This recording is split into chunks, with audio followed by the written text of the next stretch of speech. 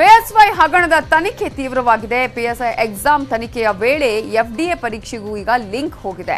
ಗ್ರಾಮ ಪಂಚಾಯಿತಿ ಅಧ್ಯಕ್ಷ ಕೂಡ ಅಂತರಾಗಿದ್ದಾರೆ. ಹಾಗಾದ್ರೆ ಇವತ್ತು ಸಿಐಡಿ ತನಿಖೆಯಲ್ಲಿ ಏನೇನು ಆಗಿದೆ, ಎಫ್ಡಿಎ ಪರೀಕ್ಷೆಯ ಲಿಂಕ್ ಹೇಗಿದೆ ಅನ್ನೋದನ್ನ ನೋಡೋಣ.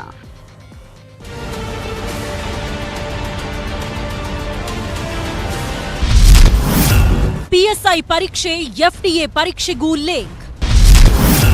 ಬ್ಲೂಟೂತ್ ಹಿಂದೆ ಖತರ್ನಾಕ್ ಕಹಾನಿ.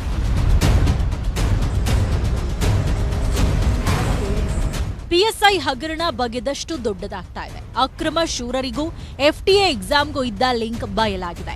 ಎಫ್ಡಿಎ ಪರೀಕ್ಷೆಯಲ್ಲಿ ಬಳಸಿದ್ದ ಬ್ಲೂಟೂತ್ಗಳನ್ನೇ ಪಿಎಸ್ಐ ಪರೀಕ್ಷೆಯಲ್ಲೂ ಬಳಸಿದ್ರಂತೆ. ವರ್ಷದ ಹಿಂದೆ ಅರೆಸ್ಟ್ ಆಗಿದ್ದ Shivaraj and team bluetooth supply ಮಾಡಿತ್ತಂತೆ.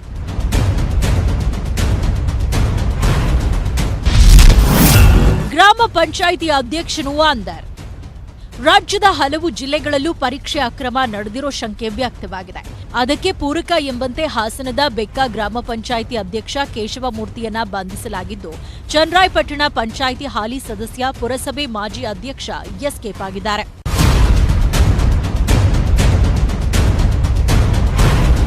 PSI ಪರೀಕ್ಷೆಯಲ್ಲಿ ಅಕ್ರಮ ಎಸಗಿದವರ ಪತ್ತೆಗೆ pen ink, writing pressure, fingerprint ಪರಿಶೀಲನೆ ನಡೆಸಲಾಗ್ತಾ ಇದೆ.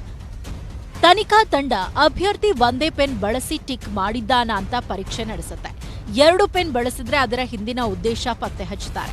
ಇನ್ನು ಟಿಕ್ ಮಾಡುವಾಗ, ಪ್ರಬಂಧ ಬರೆಯುವಾಗ ಸಾಮಾನ್ಯವಾಗಿ ಒತ್ತಡ ಹಾಕಿರ್ತಾರೆ. OMR ಶೀಟ್ ಹಾಗೂ ಕಾರ್ಬನ್ ಕಾಪಿ ತಾಳೆ ಹಾಕಿ ಅದರ ವ್ಯತ್ಯಾಸ ಕಂಡುಹಿಡಿಯಲಾಗುತ್ತೆ.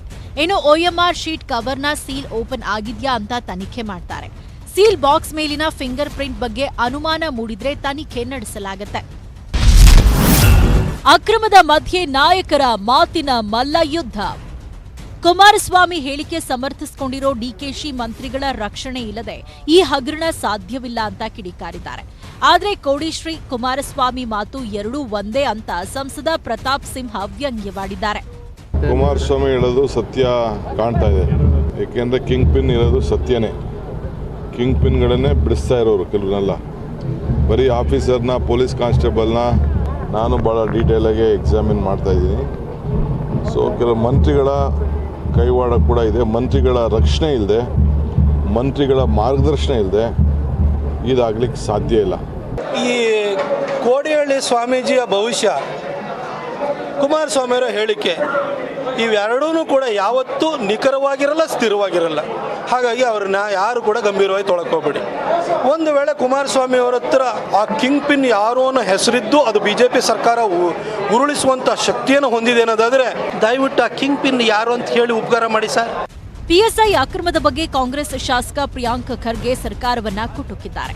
ಅಕ್ರಮ ನಡೆದಿಲ್ಲ ಅಂತ ಸದನದಲ್ಲಿ ಆರ್ಗ ಜ್ಞಾನೇಂದ್ರ ಯಾಕೆ ತಪ್ಪು ಉತ್ತರ ಕೊಟ್ರು, ನನಗಿಂತ ಮೊದಲು ಪತ್ರ ಬರೆದಿದ್ಯಾರು, ಅವರಿಗೆ ಯಾಕೆ ನೋಟಿಸ್ ಕೊಟ್ಟಿಲ್ಲ ಅಂತ ಪ್ರಶ್ನಿಸಿದ್ದಾರೆ. Bureau report, news 18 Kannada.